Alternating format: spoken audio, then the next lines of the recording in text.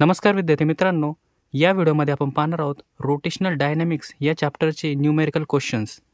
मागच्या व्हिडिओमध्ये आपण पाहिलं होतं की क्वेश्चन नंबर 1 पासून ते क्वेश्चन नंबर 11 पर्यंतचे सर्व थेरॉटिकल क्वेश्चन्स.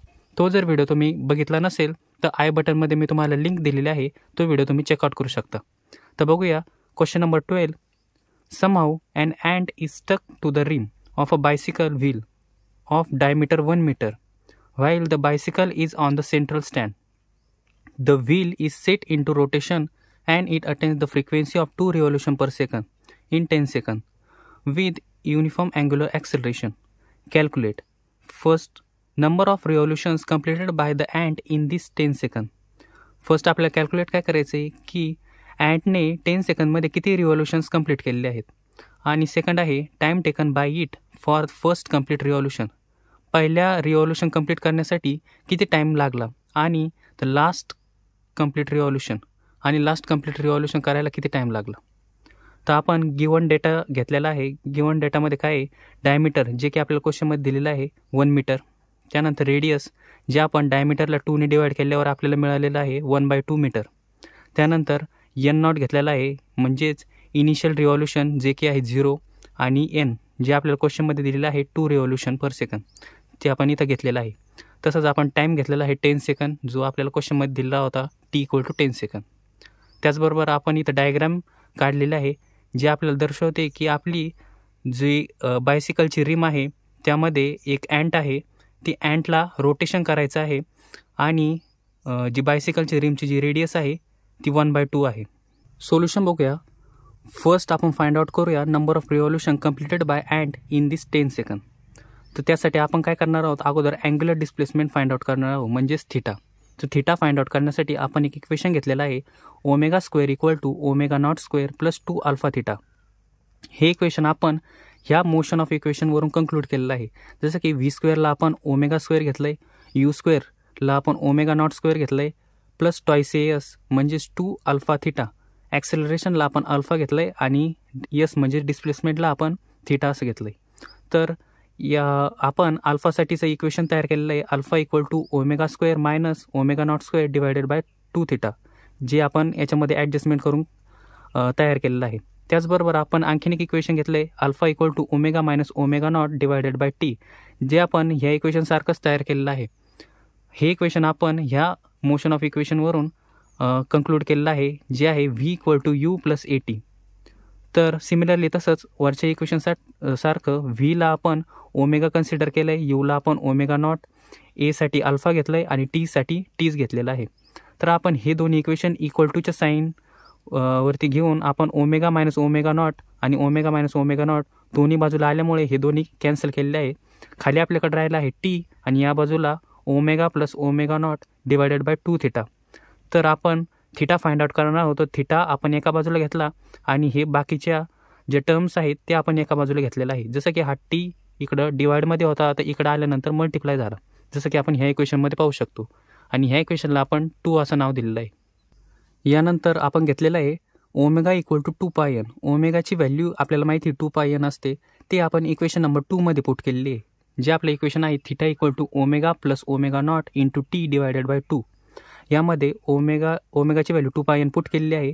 जसं की ओमेगामध्ये आपण 2πn पुट केलं आहे, ω0मध्ये 2πn0 केलं आहे, आणि टी जसं तसं घेतलं आहे divided by 2.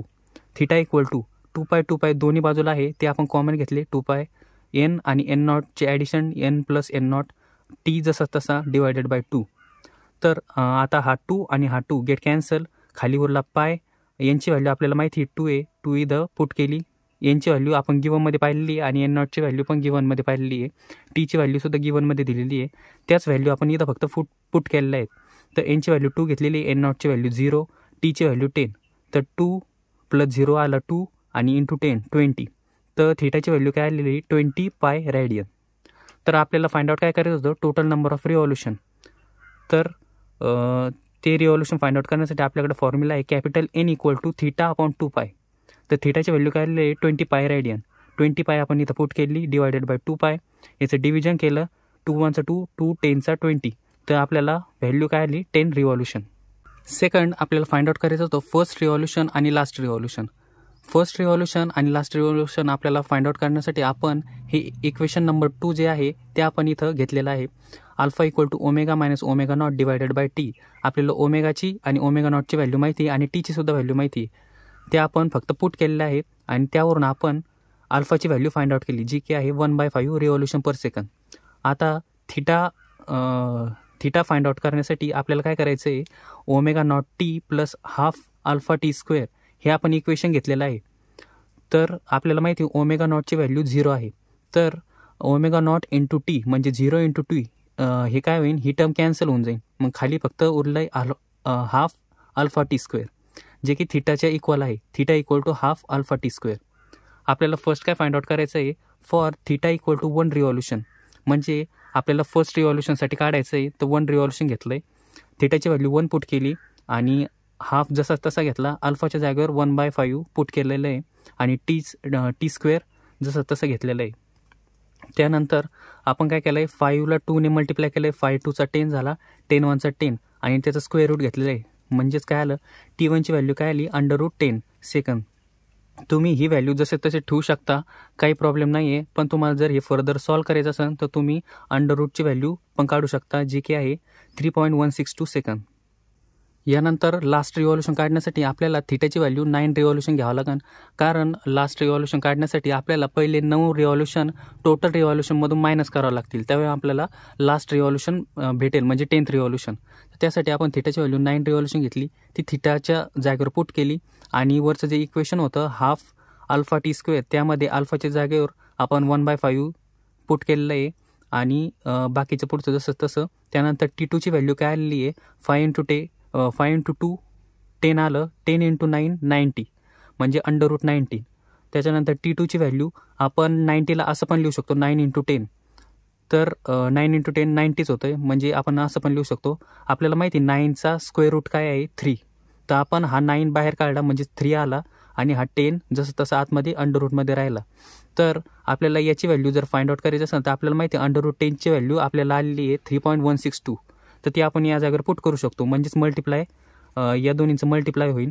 T2 equal to या दोन्हीचं मल्टिप्लाय काय आलं, 9.486 second.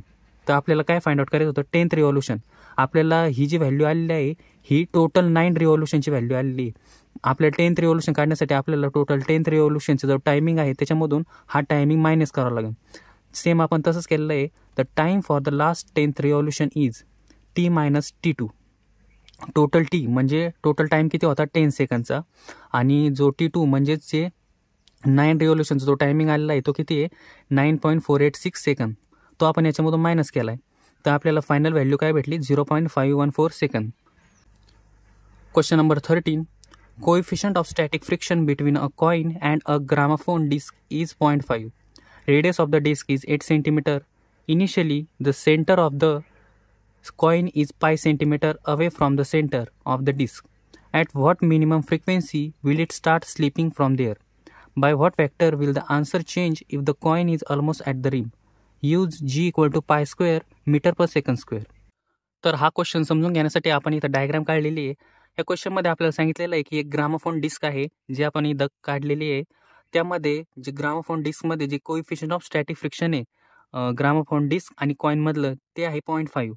Coefficient of static friction of coin between coin and gramophone disc is 0.5. त्याच्यानंतर रेडियस दिलेलं आहे डिस्कचं 8 सेंटीमीटर, रेडियस 8 सेंटीमीटर, आणि जे ग्रामोफोन डिस्कचं जे सेंटर आहे आणि कॉइनमधलं जे डिस्टन्स आहे ते आहे पाय सेंटीमीटर. तर हेच गिवन डाटा आपण इथं लिहून घेतलेला आहे. आपल्याला फाइंड आउट काय करायचं आहे, at what minimum frequency will it start slipping from there. Minimum frequency find out करायचं आहे जेव्हा हा कॉइन स्लिप व्हायला सुरुवात होईल. तर त्यासाठी आपण टर्म घेतलेली आहे एन मीन, जे काही आपल्याला फाइंड आउट करायचं आहे, आणि त्याचबरोबर आपल्याला एन डॅश मीन सुद्धा फाइंड आउट करायचं आहे. तर बघूया सोल्युशनमध्ये आपल्याला माहिती आहे centripetal force equal to frictional force. Centripetal फोर्सचा फॉर्म्युला काय आहे, mr⍵² इक्वल टू फ्रिक्शनल फोर्सचा फॉर्म्युला काय आहे, μs mg. एम दोन्ही साईडला आलेला आहे म्हणजे हा कॅन्सल होऊन जाईल, एम गेट कॅन्सल्स. खाली काय राहिलं, r⍵² आणि ह्या बाजूला राहिलं μs g. तर आपल्याला माहिती आहे ओमेगाची व्हॅल्यू काय आहे, 2πn. तीच व्हॅल्यू आपण ओमेगाच्या जागेवर पुट केली, त्याचा स्क्वेअर केला आणि ह्या दोन्ही टर्म इक्वल टूच्या बाजूने लिहून घेतल्या. त्यानंतर आपल्याला फाइंड आउट काय करायचं आहे, एनसाठीचा फॉर्म्युला फाइंड आउट करायचा आहे. तर आपण एन एका बाजूला घेतला आणि बाकी ज्या टर्म्स आहेत ते एका बाजूला शिफ्ट केले. तर तसं केल्यानंतर आपल्याला हा फॉर्म्युला मिळतो, जो की आहे n = √μsg/4π²r. तर आपल्याला फर्स्ट काय फाइंड आउट करायचं आहे, एन मीनची व्हॅल्यू फाइंड आउट करायची आहे. तर त्यासाठीचा आपण हा फॉर्म्युला कन्क्लूड केलेला आहे, तो आपण इथं घेतलेला आहे. एन मीन = √μsg/4π²r1. तर आपल्याला माहिती आहे μhची व्हॅल्यू काय आहे 0.5, ती आपण इथं पुट केली. जीची व्हॅल्यू आपल्याला माहिती आहे π², ती आपण इथं पुट केली. 4π² जसं तसं. आणि R1ची व्हॅल्यू आपल्याला माहिती आहे पाय होती, तीच आपण सेंटीमीटर होती तर ते मीटरमध्ये कन्वर्ट केलेली आहे. त्यामुळे मी इथं लिहिलेलं आहे पाय इंटू 10⁻². तुम्ही इथं पाय डिवायडेड बाय 100 सुद्धा करू शकता किंवा अशा पद्धतीने सुद्धा लिहू शकता. तर बघूया याचं ॲन्सर कसं येतं आहे. आपण इथं पाय आणि पाय दोन्ही बाजूला न्यूमरेटर आणि डिनॉमिनेटर साईडला आहे, तर हे दोन्ही गेट कॅन्सल होईल. त्याच्यानंतर 4 × पायची व्हॅल्यू असते 3.14. 3.14 × 10⁻², जे की 0.0314 × 4 जर केलं तर आपल्याकडे व्हॅल्यू येते 0.1256. म्हणजेच हे कसं येईल, अंडररूटमध्ये 0.5 डिवायडेड बाय 0.1256 ही अशी व्हॅल्यू येईल. तर याचं जर डिव्हिजन केलं तर आपल्याकडं अंडररूटमध्ये व्हॅल्यू इन 0.398 समथिंग. तर ही अंडररूटमध्ये जी व्हॅल्यू आलेली आहे ही काय 3.9.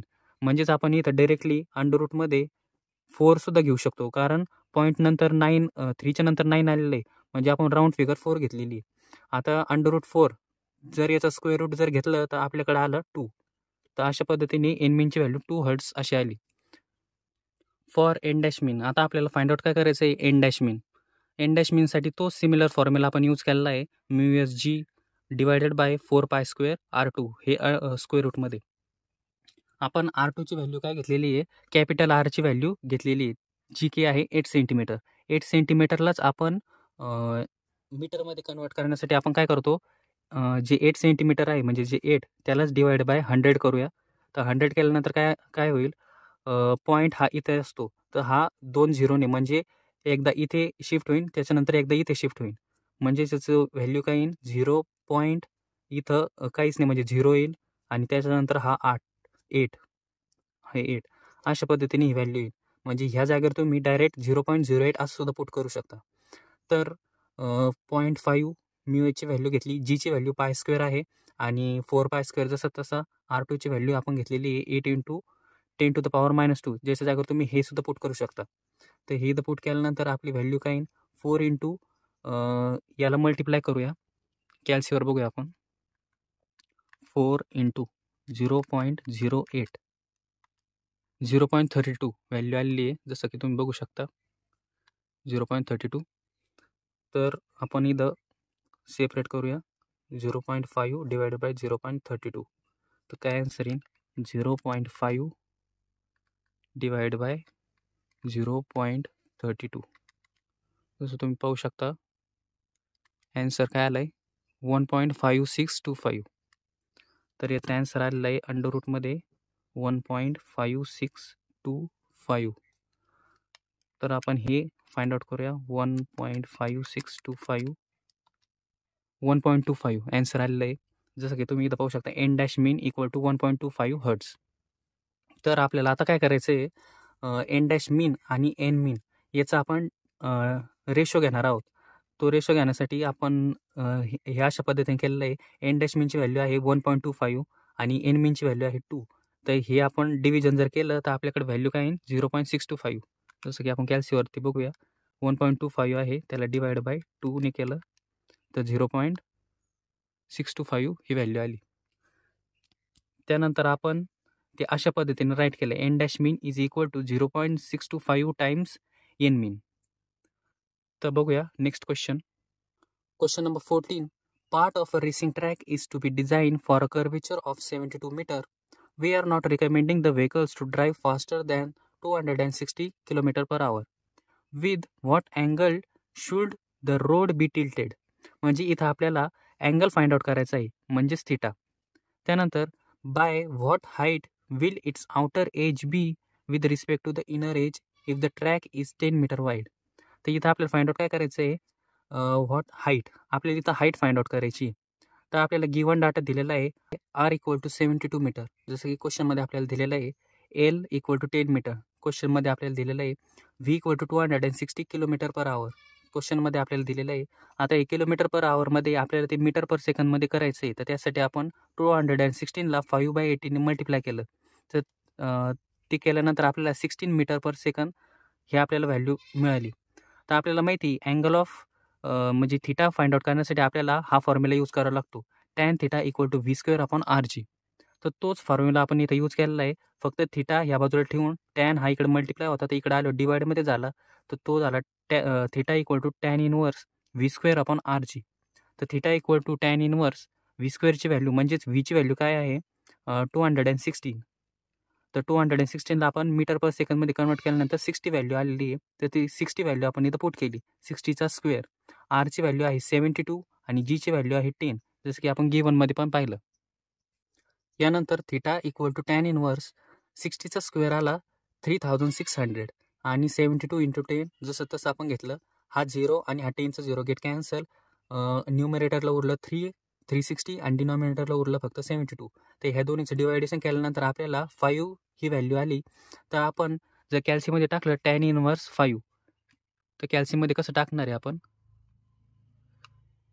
तर शिफ्ट दाबून जे टॅन आहे याच्यावर दाबायचं आहे आणि 5 ही व्हॅल्यू टाकायची इक्वल टू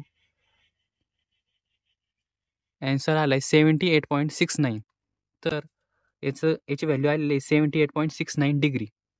तर हीच आपण ह्या H equal to L sine थिटामध्ये पुट करणार आहोत. तर बघूया कसं. एच इक्वल टू एलची व्हॅल्यू काय आहे 10 मीटर, जी आपण गिवनमध्ये पाहिली, इंटू साईन थिटा, थिटाची व्हॅल्यू आपण फाइंड आउट केलेली 78.69 डिग्री, तर ती आपण इथं पुट केलेली आहे.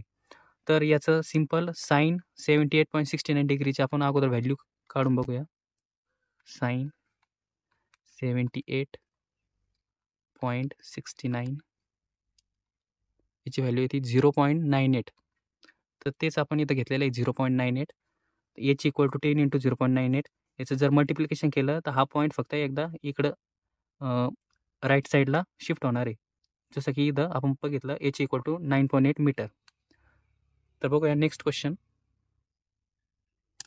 Question number 15. The road in the question 14 above the constructed as per the requirements. The coefficient of static friction between the tires of a vehicle on this road is 0.8. Will there be any lower speed limit? By how much can the upper speed limit exceed in this case? तर आपल्याला जे आपण जो आता question number 14 बघितला त्याच्यामधलं जे given आहे ते आपण इथं यूज करणार आहोत. जसं की मागच्या क्वेश्चनमध्ये आपल्याला आर दिला होता 72 मीटर, तो आपण इथं यूज करणार आहोत. थिटाची व्हॅल्यू आपण फाइंड आउट केली होती 78.69 डिग्री, ते आपण इथं यूज करणार आहोत. जीची व्हॅल्यू 10 मीटर पर सेकंड स्क्वेअर आणि कोएफिशियंट ऑफ स्टॅटिक फ्रिक्शन म्हणजेच म्यूएस आपल्याला या क्वेश्चनमध्ये दिलेला आहे 0.8, तो आपण इथं घेणार आहोत. तर टॅन थिटा इक्वल टू टॅनची व्हॅल्यू काय होती 78.69 डिग्री, तोच आपण फाइंड आउट केलेलं आहे टॅन 78.69 डिग्री. बघूया आपण. टॅन 78.69 4.9 व्हॅल्यू आलेली आहे 4.9, त्यालाच आपण अप्रॉक्सिमेटली 5 कन्सिडर केलेलं आहे. तर बघूया, आपल्याकडे फॉर्म्युला आहे व्ही मीन. आपल्याला फाइंड आउट काय करायचं होतं, फाइंड आउट करण्यासाठी आपल्याला दिलेलं आहे there will be any lower speed limit. आपल्याला लोअर स्पीड लिमिट काढायचं आहे. त्यासाठी व्ही मीन आपल्याकडे हा फॉर्म्युला आहे आर जी ब्रॅकेटमध्ये tan theta minus mu S upon 1 plus mu S tan theta. तर आपल्याला आर आणि जीची व्हॅल्यू माहिती आहे. आरची व्हॅल्यू काय आहे 72, ते आपण इथं पुट केली. जीची व्हॅल्यू आपली काय आहे 10 व्हॅल्यू आहे, 10 आपण इथं पुट केली. टॅन थिटाची व्हॅल्यू काय आहे 5, ती 5 आपण इथं पुट केली. आणि म्यू एसची व्हॅल्यू काय आहे 0.8, ते आपण इथं पुट केली. 1 जसा तसा plus mu S into tan theta, mu एसची व्हॅल्यू 0.8 इंटू टॅन थिटाची व्हॅल्यू 5. तर बघूया याचं कॅल्क्युलेशन. 72 इंटू 10 720, 5मधून 0.8 गेले, खाली उरले 4.2. 1 प्लस 0.8 इंटू 5 काय होईल 4 ॲन्सर इन आणि हे +1 जसं तसा 4 + 1 5 आणि 720 × 4.2 मल्टिप्लिकेशन जर केलं तर आपल्याकडं ही व्हॅल्यू येईल 3024. हे सर्व अंडर रूटमध्ये. आता 3024 डिवाइड बाय 5 जर केलं तर आपल्याकडे व्हॅल्यू येईल 604.2. याचं जर स्क्वेअर रूट जर घेतलं तर आपल्याकडे व्हॅल्यू येईल 24.59 मीटर पर सेकंद. आता आपल्याकडे मीटर पर सेकंडमध्ये आपल्या किलोमीटर पर आवर पाहिजे, त्याला आपण 80 मल्टिप्लाय केलं तर आपल्याला किलोमीटर पर आवर भेटेल. तर आता 24.59 × 18 याला मल्टिप्लाय केलं डिवाइड बाय 5 केलं तर आपल्याकडे व्हॅल्यू आली 88.53 किलोमीटर पर आवर. फायनली आपल्याकडं ॲन्सर तुम्हाला अशा पद्धतीने लिहायचं आहे. This will be the lower limit or minimum speed on this track. Since the track is heavily bank theta greater than 45 degree. थीटाची व्हॅल्यू आपली किती आलेली आहे? थीटाची व्हॅल्यू तुम्ही बघू शकता 78.69 डिग्री, म्हणजे 45 डिग्रीपेक्षा जास्त आहे. त्यामुळेच आपण इथं लिहिलेलं आहे theta is greater than 45 degree. There is no upper limit or maximum speed on this track. तर बघूया next question. Question number 16. During a stunt, a cyclist is undertaking horizontal circle inside a cylindrical well of radius 6.05 meter. Radius दिलेली आपल्याकडे 6.05 meter. If the necessary friction coefficient is 0.5, how much minimum speed should the stunt artist maintain? Mass of the artist is 50 kg. If she or he increase the speed by 20%, how much will the force of friction be? तर आपल्याकडे given data दिलेला आहे. आरची value आपल्याकडे आहे 6.05 metre, ते आपण इथे लिहून घेतली. कोइफिशियंट ऑफ स्टॅटिक फ्रिक्शन आपल्याकडे दिलेलं आहे 0.5, ते आपण इथे लिहून घेतलं. आणि मास दिलेलं आहे आपल्याकडे 50 kg, ते आपण इथे लिहून घेतलं. तर आपल्याला फाइंड आउट काय करायचं आहे? Minimum speed. तर त्यासाठी आपल्याकडे फॉर्म्युला आहे Vmin = √2rg. तर 2 आपण जसं त्याचं आरची व्हॅल्यू घेतलेली 6.05 मीटर, ते आपण इथं पुट केली. इंटू जीची व्हॅल्यू आपण 10 घेणार आहोत. त्यानंतर जीची व्हॅल्यू 9.8 असते, पण आपण इथं कॅल्क्युलेशन सोपं करण्यासाठी आपण इथं 10 व्हॅल्यू घेतो. तर त्यानंतर 2 × 6.05 × 10 हे जर मल्टिप्लिकेशन केलं तर आपल्याकडे येतं 1 to 1 121, जे की 11चा स्क्वेअर असतो. तर याचं जर स्क्वेअर रूट जर घेतलं तर आपल्याकडे व्हॅल्यू येईल 11 मीटर पर सेकंद. यानंतर आपण फाइंड आउट केलेलं आहे फोर्स ऑफ फ्रिक्शन. फोर्स ऑफ फ्रिक्शनचा फॉर्म्युला आहे Fs = mg.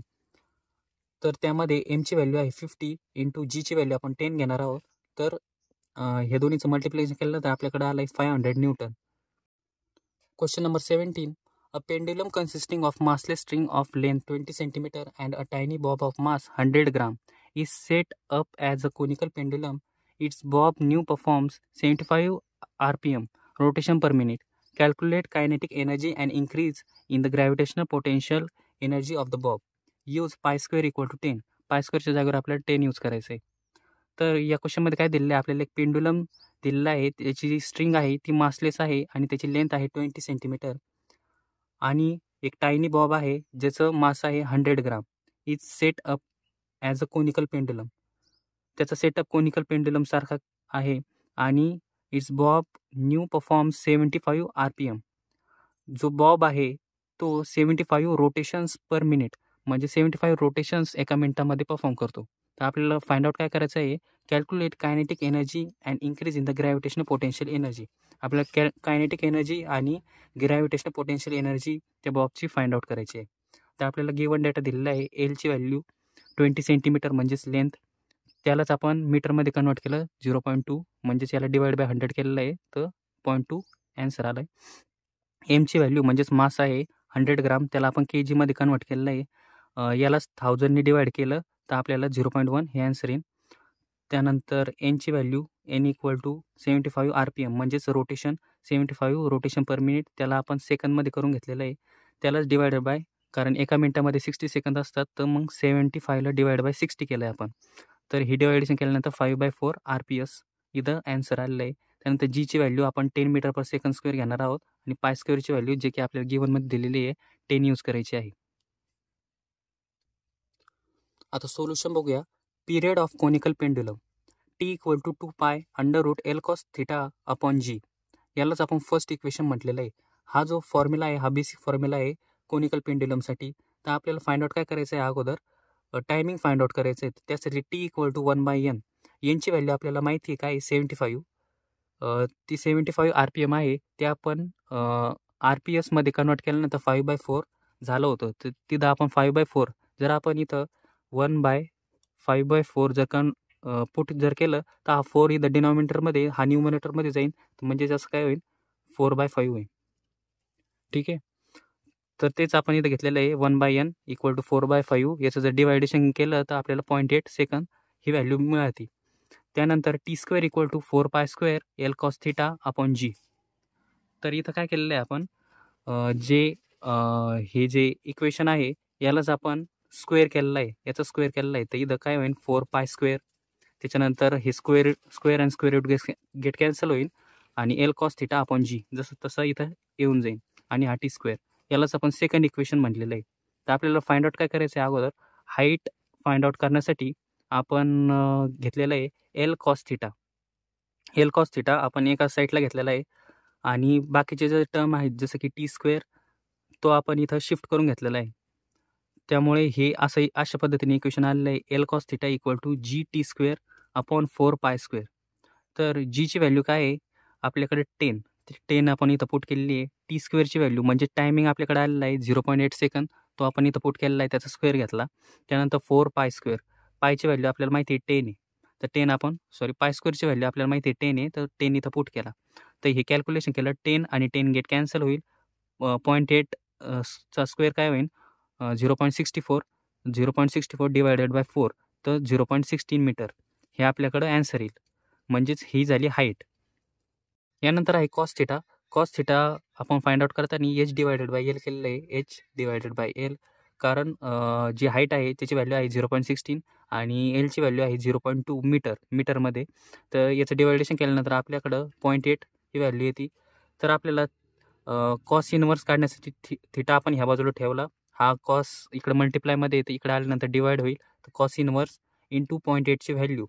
0.8ची व्हॅल्यू काय होईल आपण कॅल्सीमध्ये बघूया. तर हा कॅल्सी आहे, याच्यामध्ये कॉस इनवर्स आहे. शिफ्ट दाबून कॉस इनवर्स 0.8 तुम्ही बघू शकता 0.8 व्हॅल्यू येऊ राहिली 36.86. तर 36.86 ही व्हॅल्यू आपण इथं घेतलेली आहे.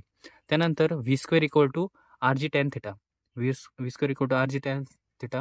तर आपल्याला माहिती आहे जो r आहे त्या जागेवर आपण L sin θ हे पुट केलेलं आहे. आणि त्यानंतर जीची व्हॅल्यू, त्यानंतर tan θ. थिटाची व्हॅल्यू आपल्याला माहिती आहे 36.86 जी आता आपण फाइंड आउट केलेली आहे. त्यानंतर एलची व्हॅल्यू आपल्याला माहिती आहे काय 0.2 sin θ. थिटाच्या जागेवर आपण 36.86 पुट केलेलं आहे इंटू जीची व्हॅल्यू 10 आणि tan 36.86 जसं तसं.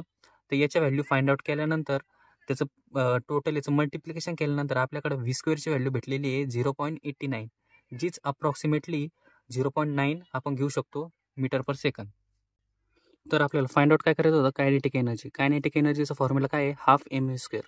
हाफ एमची व्हॅल्यू काय आहे 0.1 आणि v²ची व्हॅल्यू आपण फाइंड आउट केली आत्ताच 0.9. तर याचं मल्टिप्लिकेशन जर केलं आणि डिवाइड बाय 2 जर केलं तर आपल्याकडे व्हॅल्यू येईल 0.045 ज्यूल. त्याचनंतर आपल्याला क्वेश्चनमध्ये विचारलं होतं इन्क्रीजिंग पोटेन्शियल एनर्जी. ती फाइंड आउट करण्यासाठी आपल्याकडं delta PE potential energy = mg L - h. तर एलची व्हॅल्यू आपल्याला माहिती आहे 0.2 आणि एचची व्हॅल्यू आपण फाइंड आउट केली होती 0.16. ती इथं पुट केली.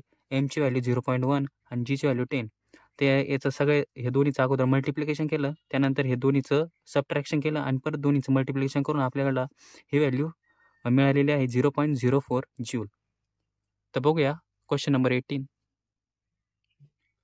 Question number 18. A motorcyclist is undergoing vertical circles inside a sphere of death. The speed of the motorcycle varies between 6 meter per second and 10 meter per second. Calculate diameter of the sphere of death. How much minimum values are possible for these two speeds? Given data आपल्याला दिलेला आहे VA 6 metre per second आणि VB दिलेला आहे 10 metre per second. तर आपल्याला calculate काय करायचं आहे diameter of the sphere of death. Sphere of डेथची डायमीटर फाइंड आउट करायची आहे आणि त्याचबरोबर how much minimum values are possible for this two speed. या दोन्ही स्पीडला मिनिमम व्हॅल्यू फाइंड आउट करायची आहे. तर त्यासाठी आपण गिवन लिहून घेतला अगोदर VA = 6 मीटर पर सेकंड, VB = 10 मीटर पर सेकंड. सोल्युशन आहे VB² - VA² = 4RG. तर VB² म्हणजेच आपल्याकडं VB² ची व्हॅल्यू काय आहे 10. तर 10 आपण इथं पुट केली. VA² ची व्हॅल्यू 6 आहे. 6 आपण इथं पुट केली. त्या दोन्हीचा स्क्वेअर केला जो की 10चा स्क्वेअर 100, 6चा स्क्वेअर 36 = 4RG. तर 100मधून 36 गेले खाली उरले 64 = 4RG. आपल्याला फाइंड आउट काय करायचे आहे, आरची व्हॅल्यू फाइंड आउट करायची आहे. त्यासाठी आपण काय केलं, हा 4 इकडं मल्टिप्लायमध्ये आहे, तर इकडं आल्यावर डिवाइडमध्ये होईल आणि ह्या साईडला RG राहील. तर RG = 64 / 4. Answer in 16. तर आपल्याला जीची व्हॅल्यू माहिती आहे, जीची व्हॅल्यू आपण पुट केलेली आहे 10. तर हा जी इकडं मल्टिप्लायमध्ये इकडं आल्यानंतर डिवाइडमध्ये होईल. तर 16 / G, जीची व्हॅल्यू 10. तर ह्या दोन्हींचं डिव्हिजन जर केलं तर आपल्याकडं आरची व्हॅल्यू भेटेल 1.6 मीटर. आपल्याला फाइंड आउट काय करायचं होतं, diameter of sphere of death. तर डायमीटर फाइंड आउट करण्यासाठी आपल्याला रेडियस आपण आताच फाइंड आउट केली जी की आहे 1.6. तर डायमीटर फाइंड आउट करण्यासाठी रेडियसचे डबल करावं लागतं, म्हणजे 2 × R केला आपण, तर 2 × 1.6 = 3.2 मीटर. तर आपल्याला फाइंड आउट काय करायचं आहे, मिनिमम व्हॅल्यूज फाइंड आउट करायचे आहेत VB आणि VA. तर VB minimum value find out करण्यासाठी आपण हा फॉर्म्युला यूज केला √5RG, 5 × R × G. तर आरची व्हॅल्यू आहे 1.6 म्हणजे रेडियसची व्हॅल्यू, आणि जी आपण 10 घेतलेला आहे. ह्या तिन्ही याचं मल्टिप्लिकेशन जर केलं तर आपल्याकडे व्हॅल्यू येते 80. याचं जर स्क्वेअर रूट जर घेतलं, याचं अशा पद्धतीने आपण स्क्वेअर रूट घेणार आहोत. 16 × 5 म्हणजेच 80 असतं. तर 16चा जर स्क्वेअर रूट घेतला तर तो येतो 4, आणि हा 5 अंडर रूटमध्ये जसा तसा. हे आलं मीटर पर सेकंदमध्ये. त्यानंतर VAची मिनिमम व्हॅल्यू फाइंड आउट करण्यासाठी आपण √RG हा फॉर्म्युला यूज करणार आहोत. तर आरची व्हॅल्यू आहे 1.6 आणि जीची व्हॅल्यू 10. तर या दोन्हीचं मल्टिप्लिकेशन केल्यानंतर आपल्याला अंडर रूटमध्ये 16 ही व्हॅल्यू आलेली आहे, आणि 16चं स्क्वेअर रूट जर फाइंड आउट केलं तर ते आहे 4 मीटर पर सेकंदमध्ये. Question number 19. A metallic ring of mass 1 kg. एक मेटॅलिक रिंग आहे ज्याचं मास आहे 1 kg, has movement of inertia 1 kg metre square when rotating about one of its diameter. It is molten and remounted into a thin uniform disk. जी metallic ring आहे ती मॉल्टन and रिमाउंडेड म्हणजेच तिला वितळून तिला रिमाउंड केलं आहे इंटू अ थिन युनिफॉर्म डिस्कमध्ये. त्याचं जे परिवर्तन आहे रिंगचं, जे युनिफॉर्म डिस्कमध्ये केलेलं आहे ऑफ द सेम रेडियस, त्याची रेडियस सेम आहे. How much will its movement of inertia be when rotating about its own axis. तर त्याचा आपल्याला movement of inertia find out करायचा आहे when rotating about its own axis. तर मित्रांनो, आपल्याकडं अगोदर मेटॅलिक रिंग होती ज्याचा मास 1 kg आहे आणि त्याचं movement of inertia 1 kg metre square आहे. तेच परत रिमाउंड करून त्याचं युनिफॉर्म डिस्कमध्ये कन्व्हर्जन केलेलं आहे विथ द सेम रेडियस. तर आपल्याला विचारलं गेलेलं आहे मुवमेंट ऑफ इनर्शिया युनिफॉर्म डिस्कचा काय आहे. तर आपण गिवन डेटा अगोदर लिहून घेतला, mass of ring and disc दोन्हीचा मास 1 kg राहणार आहे, त्यामुळे M = 1 kg. Movement of inertia of ring about its diameter, movement of inertia of ring ring = ½ mr², आणि त्याचं मुवमेंट ऑफ इनर्शिया आहे 1 kg metre square. Since the ring is melted and recast into a thin disc of same radius R, the mass of the disc equals the mass of the ring M. The movement of inertia of thin disc about its own axis I disk = ½ mr² I ring. म्हणजेच काय, movement of inertia of ring is equal to movement of inertia of disc. तर therefore movement of inertia of disc is equal to 1 kg metre square. Question number 20. A big dumbbell is prepared by using a uniform rod of mass 60 gram and length 20 centimetre. एक dumbbell आहे ज्याचं जे uniform rod आहे त्याचं मास आहे 60 ग्राम आणि त्याची length आहे 20 सेंटीमीटर. जसं की आपण इथं डायग्राममध्ये पाहू शकता, एक रॉड आहे, तिची जी लेंथ आहे ती आहे 20 सेंटीमीटर आणि त्याचं जे मास आहे ते आहे 60 gram. Two identical solid spare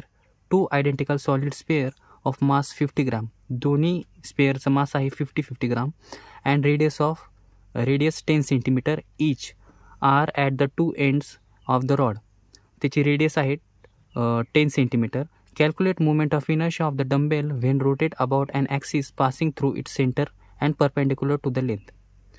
तर आपल्याला फाइंड आउट काय करायचं आहे, movement of inertia of the dumbbell when the rotating about an axis passing through its centre and perpendicular to the length. Moment of inertia आपल्याला find out करायचं आहे. तर given data आपल्याला काय दिलेला आहे, मास ऑफ स्पेअर MS 50 ग्राम.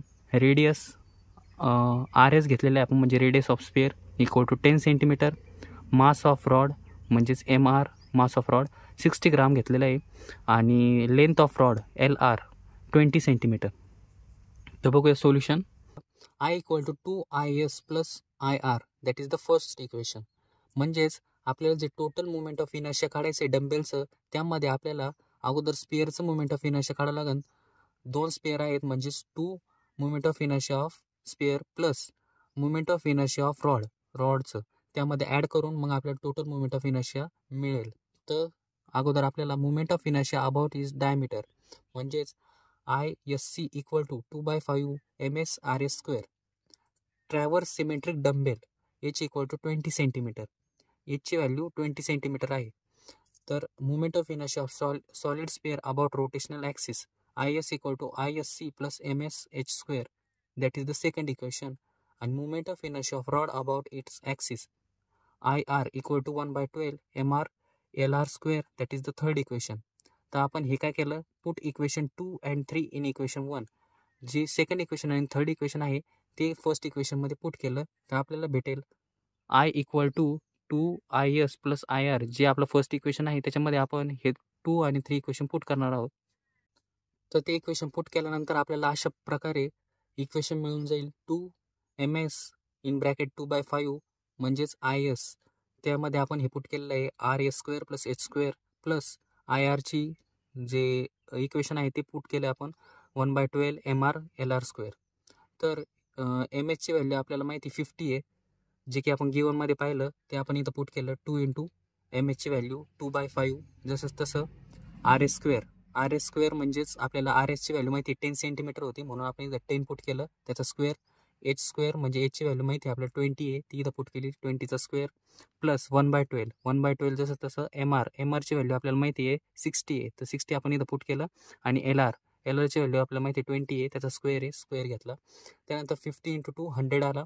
2/5 जसं तसा इंटू 10चा स्क्वेअर 100 प्लस 20चा स्क्वेअर 400 प्लस 1/12 घेतला इंटू 60 जसं तसं आणि 20चा स्क्वेअर 400. तर यामध्ये काय केलेलं आहे आपण डिवायडेशन केलेलं आहे. 5 1 5 5 20चा 100, तर इथं 1 झालं म्हणजे इथं 2 इंटू 20 इन 40 प्लस 400 जसं तसं. त्यानंतर इथं काय केलेलं आहे 12 1 12 12 5चा 60 म्हणजेच 5 1 5 इथं 5 जसं तसं येईल आणि 400 मल्टिप्लायला. तर इथं काय होईल 100 इंटू, आता ह्या दोन्हीचं ॲडिशन करून घेऊया. 400 प्लस 40 किती येईल 440. आता या दोन्हीचं मल्टिप्लिकेशन येईल 44,000 आणि इथं 400 इंटू 5 काय येईल 2000. हे याच्यामध्ये इथं ॲड करणार आहोत. तर 44,000मध्ये 2000 ॲड केल्यानंतर आपल्याकडे येईल 46,000 ग्रॅम पर सेंटीमीटर स्क्वेअर. तर अशा प्रकारे याचा ॲन्सर आला. Question number 21. A flywheel used to prepare earthenware pots is set into rotation at 100 rpm rotation per minute. It is in the form of a disc of a mass 10 kg and radius 0.4 meter. A lump of clay to be taken equivalent to a particle of mass 1.6 kg falls on it and adheres to it at a certain distance x from the center. Calculate x if the wheel now rotates at 80 rpm. तर या क्वेश्चनचा अर्थ असा आहे की आपल्याकडे एक क्वेश्चनमध्ये दिलेलं आहे की फ्लायव्हील आहे. फ्लायव्हील जे की earthenware पॉट्स बनवण्यासाठी यूज होतं. ते फ्लायव्हीलचं जे रोटेशन आहे पर मिनिट इज 100, म्हणजे एका मिनिटात ते 100 वेळा रोटेट करतं आहे. आणि in the form of disc, त्या डिस्कचं मास आहे 10 kg अँड त्याचं रेडियस आहे 0.4 मीटर. अ लम्प क्ले म्हणजे त्याच्यावर जो आपण जे मातीचा जो क्ले आहे ते आपण टाकतो, तर त्याचं मास आहे 1.6 kg falls on it and adheres to it at a certain distance x from the centre.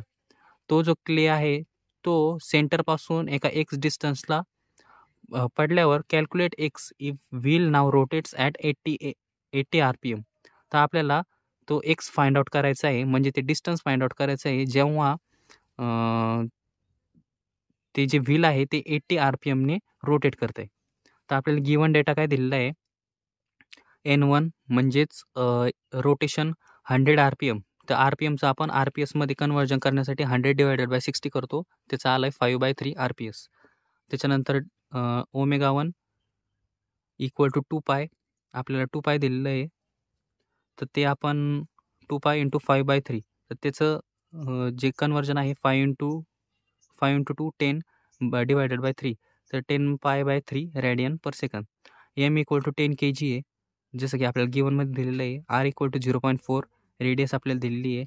M म्हणजेच मास ऑफ क्ले 1.6 kg आणि N2 म्हणजे जे सेकंड रिव्हॉल्युशन दिलेलं आहे आपल्याला 80 RPM ते आपण घेतलेलं आहे N2 म्हणून. त्याचंच आपण RPS म्हणजे कन्वर्जन केलेलं आहे 4/3 RPS आणि W2 2π इंटू 4/3 म्हणजेच 8π/3 रेडियन पर सेकंद. सोल्युशन पाहूया. I1 equal to mr² divided by 2 आणि I2 equal to mr² divided by 2 plus mx². I1 हा आपण फ्लायव्हीलच्या मुवमेंट ऑफ इनर्शियासाठी घेतलेला आहे आणि I2 हा फ्लायव्हीलच्या मुवमेंट ऑफ इनर्शिया प्लस जो आपण क्ले एक्स डिस्टन्सला पुट केलेला आहे, तर त्या क्लेचं डिस्टन्स कॅल्क्युलेट करण्यासाठी आपण mx² ही एक टर्म ॲड केलेली आहे. बघूया. By conservation of angular momentum I1 W1 equal to I2 W2. I1च्या जागेवर ही व्हॅल्यू आपण पुट केलेली आहे आणि W1च्या जागेवर आपण जो गिवनमध्ये व्हॅल्यू पाहिलेली आहे 10π/3 ते आपण इथं पुट केलेली आहे इक्वल टू I2च्या जागेवर आपण ही व्हॅल्यू पुट केलेली आहे आणि त्यानंतर W2च्या जागेवर 8π/3 ही व्हॅल्यू पुट केलेली आहे. तर इथं π/3 दोन्ही बाजूला येत होतं, तर आपण इथं ही व्हॅल्यू कॅन्सल करून टाकल्या. आपल्याला जे खाली जे टर्म्स ज्या राहिलेल्या आहेत त्या आपण इथं घेतलेल्या आहेत. 5/8 mr² equal to mr² divide by 2 plus mx² ही व्हॅल्यू जशी तशी इथं घेतलेली. त्यानंतर mx² एका बाजूला ठेवलं, त्यानंतर ह्या टर्म्स एका बाजूला शिफ्ट केल्या, इकडे प्लस होती इकडे आल्यानंतर मायनस झाल्या. त्यानंतर हे मायनस कॅल्क्युलेट केल्यानंतर आपल्याकडे ही व्हॅल्यू फायनल आली mr² डिवाइड बाय 8. आता हा एम इकडे मल्टिप्लाय इकडे आल्यानंतर डिवाइड झाला x² equal to mr² divide bye 8m. तर यानंतर याच्यामध्ये व्हॅल्यू पुट आउट केल्या. एमची व्हॅल्यू 10, आरची व्हॅल्यू 0.8, 8 जसं तसा आणि एमची व्हॅल्यू 1.6. ते यानंतर याला आपण कॅल्क्युलेट करूया. 10 जसं तसा 0.4चा स्क्वेअर आला 0.16 आणि 8 इंटू 1.6 8 इंटू 1.6 तर नंतर 10 इंटू 0.16ला मल्टिप्लाय केल्यानंतर आपल्याकडे व्हॅल्यू आली 1.6 आणि 8 इंटू 1.6 तर 1.6 आणि 1.6 गेट कॅन्सल. आपल्याकडं खाली उरला फक्त 1/8 तर एक स्क्वेअरची व्हॅल्यू आली 1/8. आपण याचा स्क्वेअर रूट घेतलेला आहे. 1चा स्क्वेअर रूट 1च असतो, तो आपण 1 जसा तसा घेतला आणि 8चा स्क्वेअर रूट ते स्क्वेअर रूटमध्ये गेलं. त्यानंतर 1ची व्हॅल्यू आली 1/√8 metre. Question number 22. Starting from rest, an object rolls down along an incline that rises by 3 in every 5. The object gains a speed of √10 meter per second as it travels a distance of 5/3 meter along the incline. What can be the possible shapes of the object? तर यामध्ये आपण एक डायग्रामचा support घेऊया की एक incline प्लेनवरून आपण एक object role down केलेलं आहे खाली. तर ते जे ऑब्जेक्ट आहे त्यांनी √10 मीटर पर सेकंद एवढं स्पीड गेन केलेलं आहे आणि त्यांनी जे डिस्टन्स ट्रॅव्हल केलेलं आहे ते आहे 5/3 मीटर. तर त्याच्यावरून आपल्याला फाइंड आउट करायचं आहे की त्या ऑब्जेक्टचा शेप काय असेल. तर आपण गिवन डेटा अगोदर लिहून घेतला. sin θ equal to 3/5. जसं की आपण थिटा कन्सिडर केलेला आहे, तर त्या अनुषंगाने sin θची व्हॅल्यू म्हणजेच काय अपोजिट साईड अपॉन हायपोटेनस त्याची जी व्हॅल्यू आहे ती आपण इथं घेतलेली 3/5. जी म्यूची व्हॅल्यू आहे ती 0 घेतली. व्हीची व्हॅल्यू आहे जी आपल्याला इथं दिलेली आहे √10 मीटर पर सेकंद ती आपण इथं घेतलेली आहे आणि एस म्हणजे किती डिस्टन्स ट्रॅव्हल केलं 5/3 मीटर तर ते आपण इथं घेतलेलं आहे.